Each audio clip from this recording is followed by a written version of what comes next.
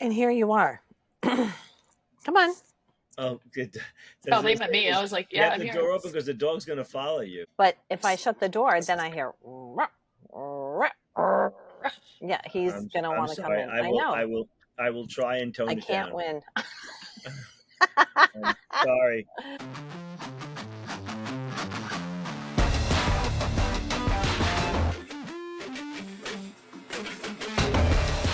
Hi, everyone. Welcome to the next episode of the Indie Music Network podcast series presented by Not Dead Yet Media.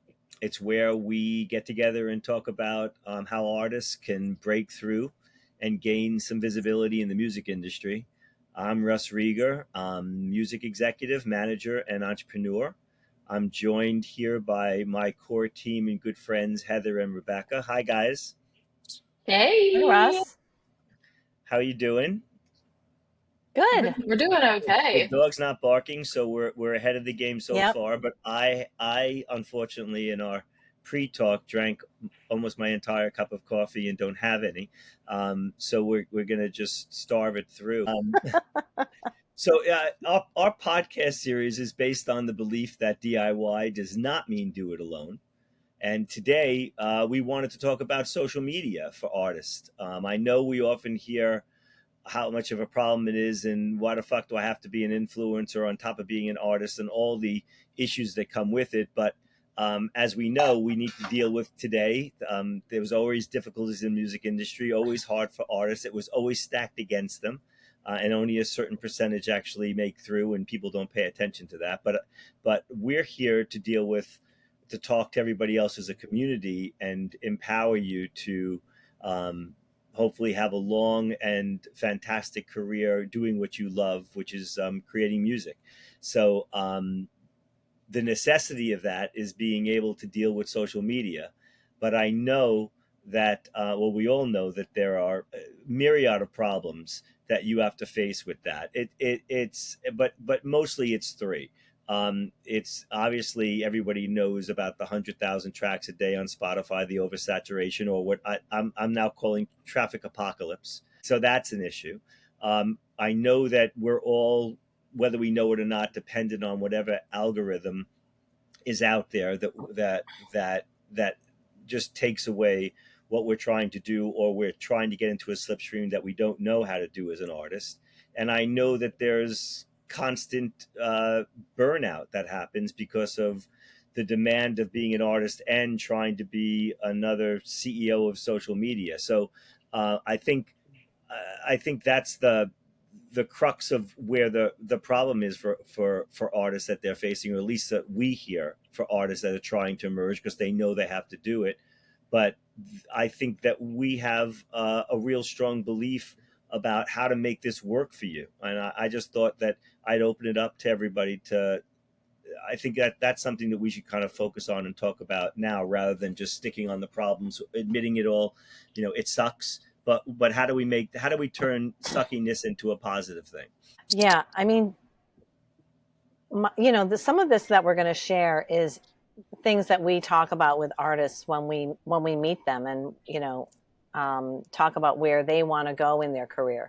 But one thing I really look at social media from the point of view of, it's a way to communicate with your fans. It's a like there's no gatekeepers, there's no press agents, that sort of thing. You can actually engage with them. So if that's posting a demo, or showing them, get that you're getting ready to go on stage. It's a way to really communicate with them. Like if you've played a show and you post something from the show the next day and just say thank you for coming out, you have the chance to thank your fans for their support. And then if they comment, you've got a chance to really talk with them and engage. And I think that that is a way for fans to be seen. And it's to me, it's the equivalent of, people coming backstage and really wanted to talk to you after a gig. You may not be able to do that physically with everyone, but you can talk to people all over the country or all over the world through social media. And I think that that's a huge plus. And I think also what kind of gets neglected sometimes with artists specifically is going on live. So like using social media, like yes, replying to comments, of course. If somebody comments, love this song, great, awesome. How'd you find it? DM them, all of that. But going on live, you can reach fans all over the world, and they also can give you money on live. So that's a win-win right there for me. Well, How I've does never that got work, any money, Heather? but that's good. How does that work, Heather? With yeah, because I'm going to go live right after this. Yeah, Russ Right is after like, we're this, actually gonna live stream this pod. can you detail a little bit more, like how you can go live and then and people can contribute? Totally. So obviously you can go live on TikTok and Instagram, but I think one of the best ones also is going live on YouTube. There were actually these guys during the election that would always go on TikTok and YouTube live actually at the same time. So if you have like an iPad and a phone or a camera and a phone, whatever, you can do both. Each platform is a little different with how they pay you out. Like YouTube, I know it's called like a super stream or something like that, where I believe like 100% or 90% of funds like given from fans go directly to the artist. TikTok, I think, takes 30%, but still a great way to like fund vinyl or whatever it's going to be. So is that a link, or are you saying support my project at the link in the link in my bio? I mean, So what's it's like directly through the platform. So the consumer, so like me, I would buy like on my credit card, I would buy like a certain amount of coins, and then you mhm, can give the artist different, I don't know, like a hearts and like a different tiger and all levels? these Uh-huh. different things. Yeah, and then it'll show up on the stream, but then they will get $3 from it or whatever it is. Hmm. But you can also in the chat, it'll be like people can talk in there. You can invite other people up with you. So we have an artist that was bringing people up. I think one of them was from like Uruguay or something that knew her, and I just thought that was so cool. Like, what an awesome way to be able to connect with your fans. So I always kind of circle back, and go to the beginning for where I see a North Star. So when we started talking about the the overview of the problems and how frustrating it could be for an artist, and looking at social media, but breaking the mirror and just trying to change your viewpoint about, instead of social media being a burden, it's an asset. And how does it become an asset? I start thinking about, how do artists feel empowered? How does this thing work for them? What's the way to look at this that becomes exciting, rather than frustrating. And Right. I think it starts, to me, with, if you look, we talk about traffic apocalypse in every way. I think what we want to keep focusing on is, you're looking for just to build a fan base. You're not looking to conquer the world. You're not looking to get millions. You're looking to get hundreds, and then thousands, and then tens of thousands, and keep building.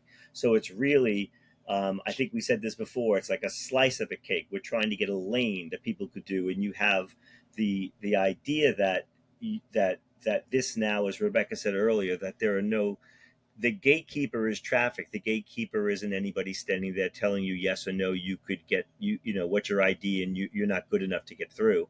You could get through, but it's really the best way for you to be able to get a fan base that's not just local, because whatever you're doing local, you now could use as content to get everywhere, to start promoting everywhere else. So I think it becomes more of, if you could look at this more as as your biggest megaphone, and everything that you do is that matters to you and matters to your art is filmed like a documentary. That's your content. So you're not taking one hat off and putting another hat on. You're being an artist who you are and going. But unlike artists of the past, you have a megaphone that they never had. So I think what Rebecca was saying at the beginning, that this is, you know social media isn't a bitch, it's your friend. Or it's a friend that you made your bitch. I'm not really sure which area to go. But I mean, I think what we stress to artists is that we don't want the gimmick. We don't want the parrot on the head. We don't I was want saying, what was it? that What's the different thing you demure. always say? The parrot The dancing with parrot, the parrot on yeah. your head or whatever. The gimmick thing doesn't work, or it works once. Everything's always about authenticity for you and for your fans, but it's a true pipeline connection. And I think you guys mentioned it before about DMing and be able to have that connection, but that's where you build your fan base, and that fan base again is the north star for you to have a career for as long as you want in the business. So I kind of always circle back to that. And your point about making money online too is great. But I just wanted to enter back into the empowerment side. Yeah, I mean, it's really a way to um, foster an intimate connection with fans. Fans feel seen if you like their comment, if you reply back to them, even if it's a thanks, even if it's an emoji. Um, we've encouraged artists that we're working with to set up a broadcast channel on Instagram, and that's really kind of behind the velvet rope where people are giving early preview of tour dates, asking people to vote on covers for singles, and it's just a way for people to feel like they have a stake, like they've got a stake in your success. And the fact is, success is based on fans, so you can make it a very symbiotic relationship. An intimate relationship Mm-hmm. between them, because let's say you're in your bedroom, or you're playing the piano, you're playing guitar, and this is a song I'm working on now, these are lyrics I'm working on now. I mean, yes, you're not leaving it open to a group songwriting, but it's more about, this is the journey of me putting together the art and how I'm doing it. Again, you have to do what's true to you. So if something is too vulnerable for you, you don't do it. But as you go, you learn. It just becomes, again, the lifestyle, the life of the artist. I mean, we're all fans, so we're not the artists. So all of us have artists that we love, and the more we get to see about the process, the more we get to see them in their lives, the more addicted we are as being fans to be able to follow. Which means we're the ones who are the ones going to the show, and then we're the ones buying the merch, and then we're the ones who become the army that keeps spreading the word out for them as best we can, to be able um, to show everyone, that we care about them. And like, what do you mean you haven't heard? What do you mean you haven't heard Frank Turner?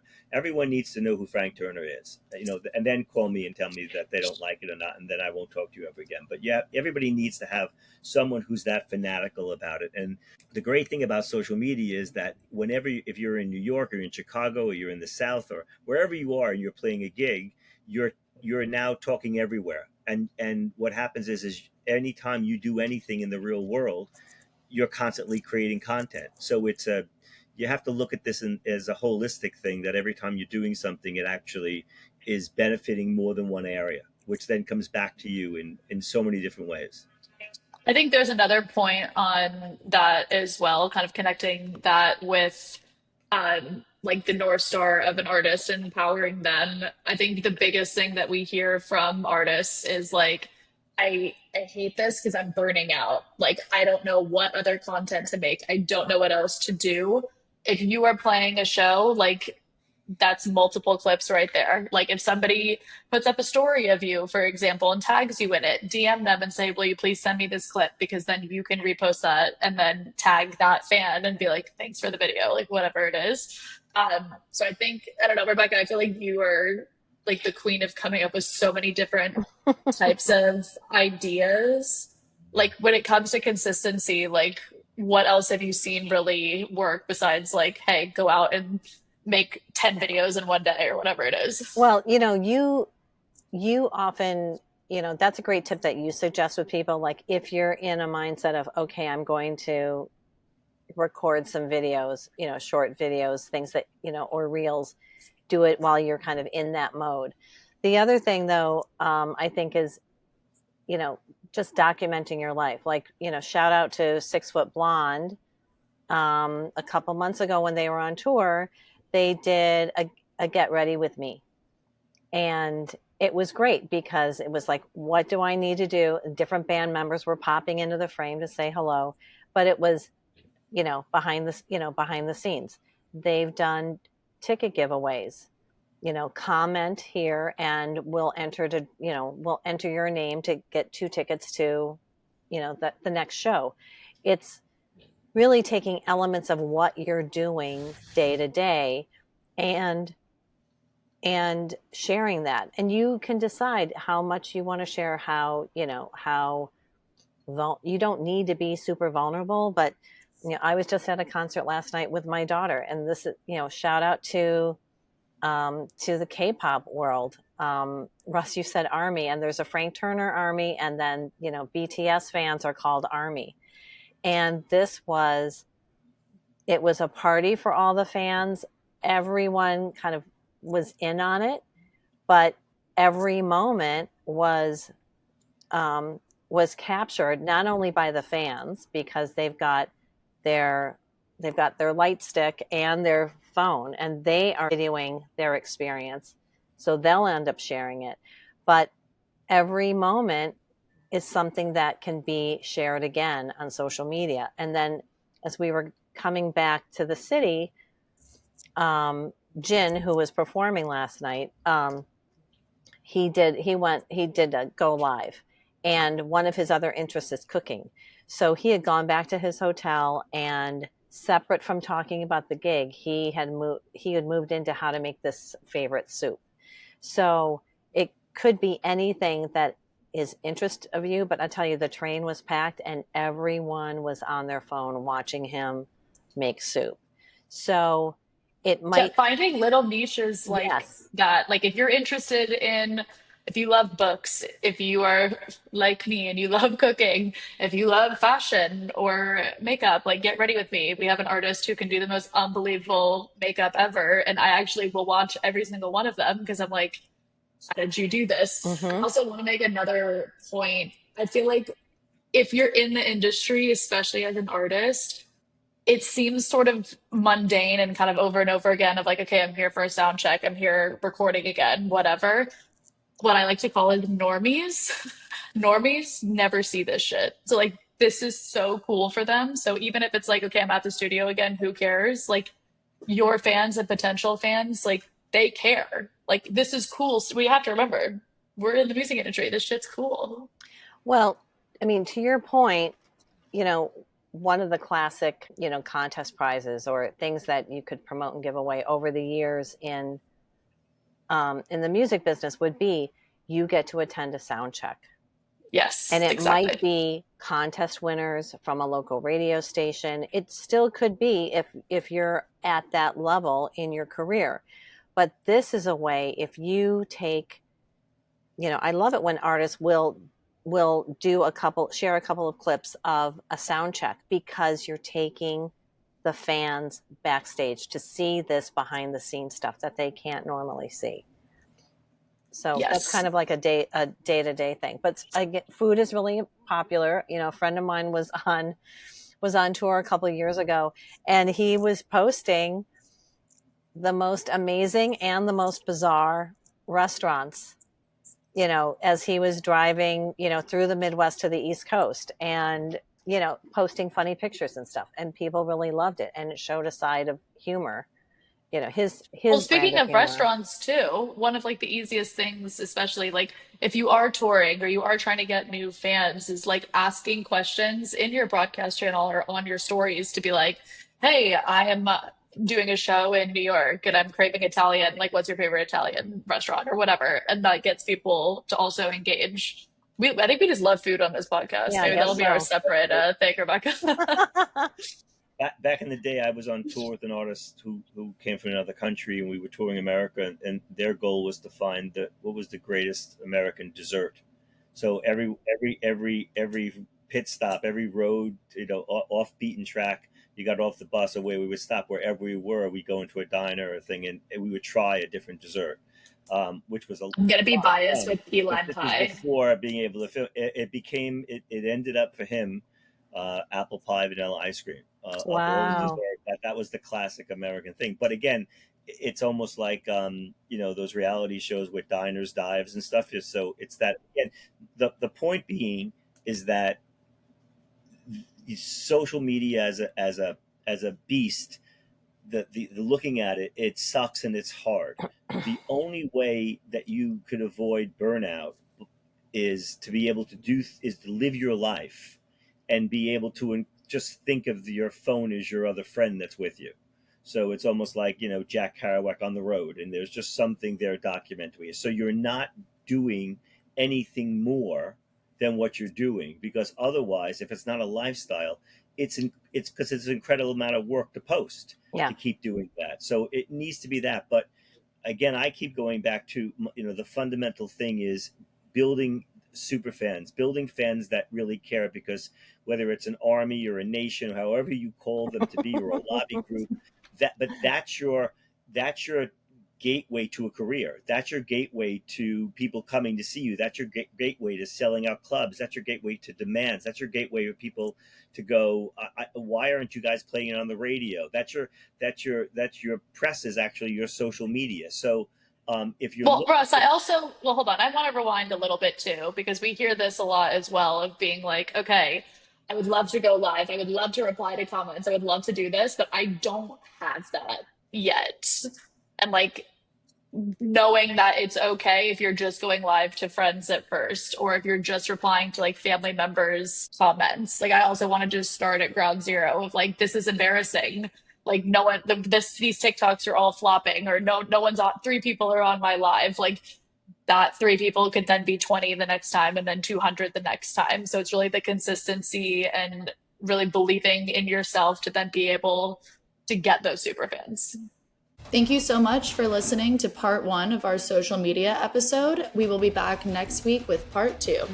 Thanks for listening to the Indie Music Network podcast. If you found this episode helpful, share it with an artist or industry friend.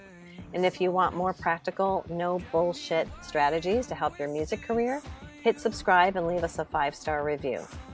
Follow us on socials at Not Dead Yet Media, and contact us at our website, notdeadyetmedia.com/contact.